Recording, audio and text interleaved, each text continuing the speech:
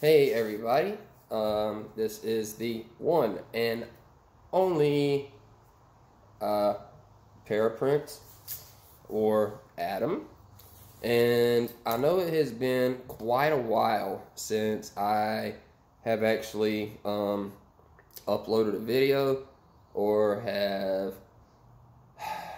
been like motivated enough to upload a video, if that makes sense. I've just had quite a bit going on, and I am doing this video today just to kind of bring everybody up to speed on what's going on, because it is let me see, out of all the times I have like moved around the country, this is probably the biggest, like the most like excited and nervous that I've been about it, because this time when I move, I'm not gonna be able to turn around and come back. So I'm taking a big step into the next chapter of my life, and so the news is, as of tomorrow, which will be the 14th of June, my house will be going on the market, and I've already discussed the terms that I'm willing to do, and I am not going to be moving out of Alaska until August. So, and that's the reason for that is because of the way my doctor appointments are scheduled and lined up. So I kind of can't leave until the very end of July. So that's what I'm looking at now. But also, I am going to be moving to, drum roll, I'm going to be moving to Virginia Beach. Ha! And I'm literally going from coast to coast. And I'm done with the West Coast. I'm moving back to the East Coast. And what's really good about the entire situation is Virginia Beach is ranked number 20 out of the entire country for disabled people to live in, and it be like a really good community. Just hopefully all of the services that I would need, everything will be available. And what I'm really, really hoping for is that it's going to work out for me when it comes to qualifying for my Medicaid, because for people in my situation, it's not just being like low income and you automatically qualify. Every state has, the way they break it down is like in two sections, to where you have to be like low income enough to qualify. That's the first one, is just with your SSI in general. Mine, because I worked from the time I was allowed, I worked from 16 until I was 23 every year, doing my taxes, paid my taxes on time every time, and you would think that, like, you know, the state or the government or the country, whoever, would appreciate that, but I kind of got that. Even though like the income I receive is not too really not too shabby for me. I mean, even though there's so many people who get like a lot more, like double, triple what I get, I mean, I'm still like comfortable with what I receive because I do not live beyond my means, like at all, if that makes any sense. So just let me see. I kind of got a little lost in what I was saying for some reason. But yeah, the way they break it down is I have already looked up the maximum you're allowed to have each month and be considered low income in Virginia, and I qualify by that, like I think like 100 or something like below what is required. So I'm good when it comes to being considered just like low income. But in order to qualify for full Medicaid, you also have to be below a certain bracket to qualify for that as well. Like, I have Medicare, which is nationwide, so that will follow me like everywhere I go. And I have Part A and Part B. But when it comes to my Medicaid, that covers everything that Medicare won't cover.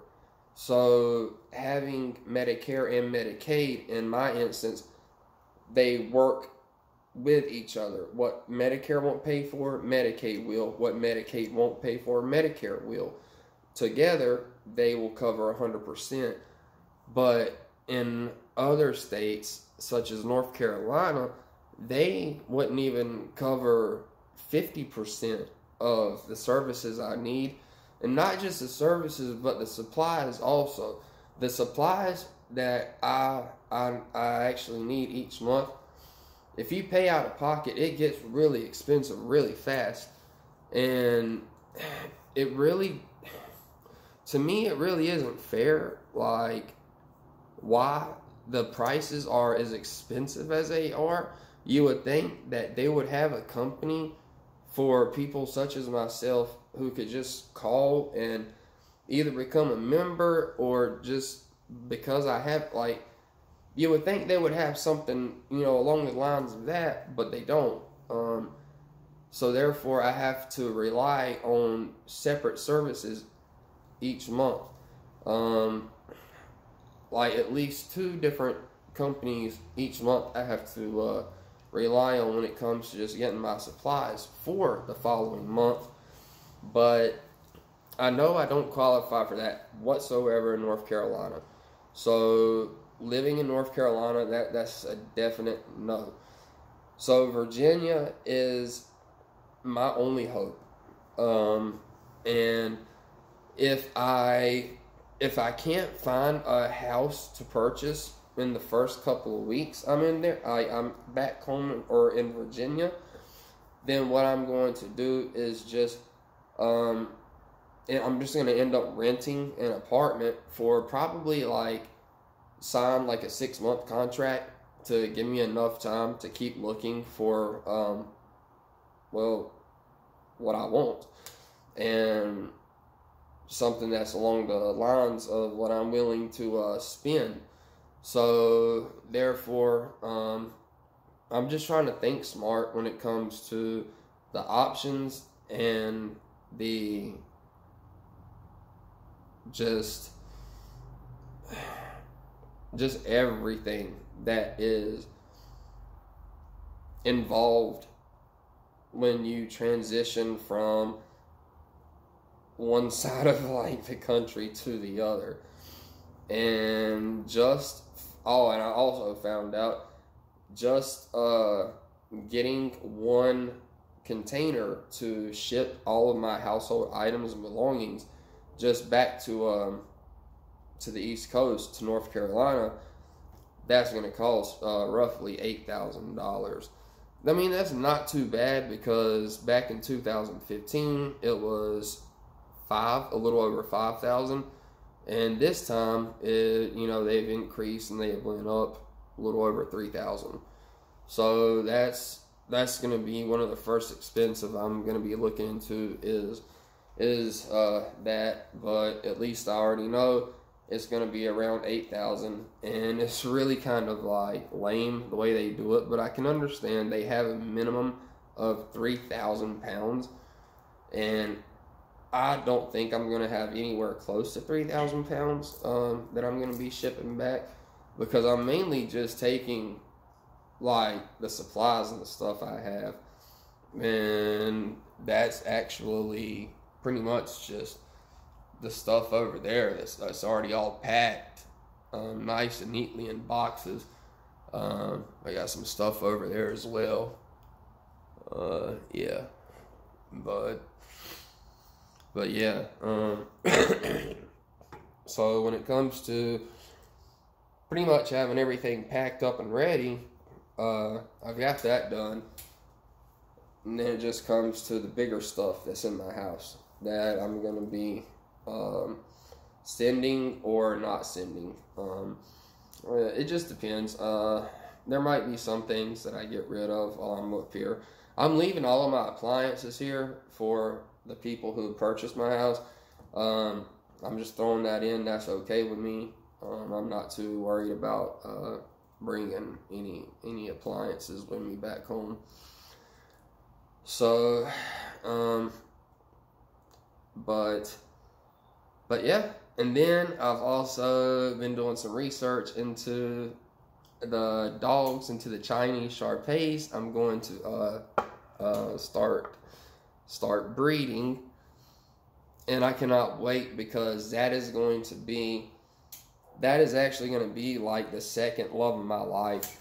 My first one, of course, being fishing, which put me in my wheelchair, and then the second biggest love of my life is dogs. Just having a dog in my life is something that takes away my depression, takes away my anxiety. It feels like it gives me like a reason to want to like continue to like live and just be better. And they're also, a great companion. They're a way for me to not be so lonely. Even though they can't talk back, it's somebody that I can talk to and just, love on. And yeah, so I cannot wait either, because I'm not just going to be going with like the standard beige, brown Shar-Peis. I'm actually going to be looking specifically for the blue Shar-Peis, and that is what I'm hoping to breed, are the blue Shar-Peis, and they're so beautiful. Wow, they're just so beautiful. I really wish I could include the picture I have of the blue Shar-Pei puppy that I found. But when it comes to my dogs, I cannot wait, because I am willing. What I plan on starting off is my budget just for the two puppies that I'm going to be getting from two separate litters is around $8,000-9,000. But for my dad, he's thinking, sticking around like more of like 5,000, at most 6,000. But for me, the blues are definitely worth whatever I have to pay, and that is what I'm going to be getting. That's what I'm going to be breeding, and that's going to be the next chapter of my life, is moving back across country for, let me see, the first time I moved across country, 2006. Then I tried moving back across country 2015. Had to move back across country in 2017. And now in 2022, I'm moving back across country. 2006, 2015, 2016. So this will be the fourth time moving all the way across the United States. So that's going to be an awesome adventure. And I've talked to my niece, I've talked to my sister, I haven't really gotten in touch with my other sister yet, but I've got time, like, this week to call. So I'm just really hoping that things work out the way I'm planning, and as long as I stick to what I'm really, really hoping for and have really been looking into for quite a while, as long as I stick to that, I should be fine. And I'm just really nervous, but yet super excited about what's going to be happening in the next couple months. So, yeah.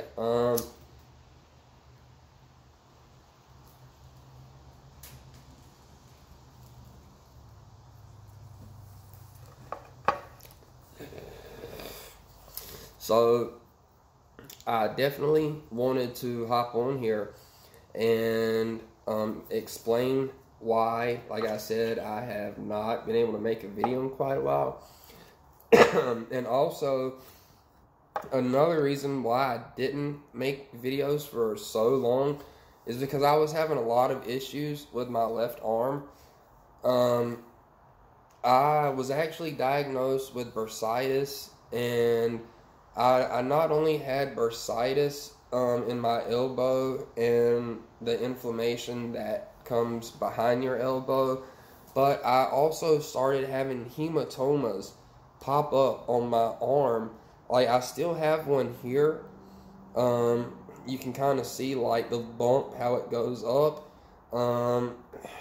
Like, I have another one right here. Like, it just, I just don't understand. Oh, and then I was told that I had some kind of thrombosis up here in the bottom of my bicep.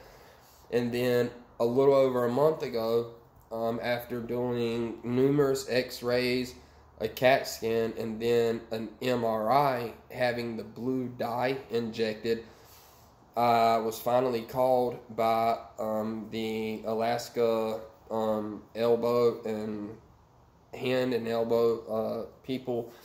My doctor had called and told me that the MRI did show that I had a partial tear in my tricep, and he said that he was going to have his assistant call me the following week to schedule the first available slot to do surgery. But since this was something that I have been dealing with since last year in August, I ended up refusing the surgery and said that I would just take it really easy for, the rest of the time, because pretty much by that time, the only thing that was really bothering my arm anymore was just trying to lift myself up into my car. But now it has completely gone away.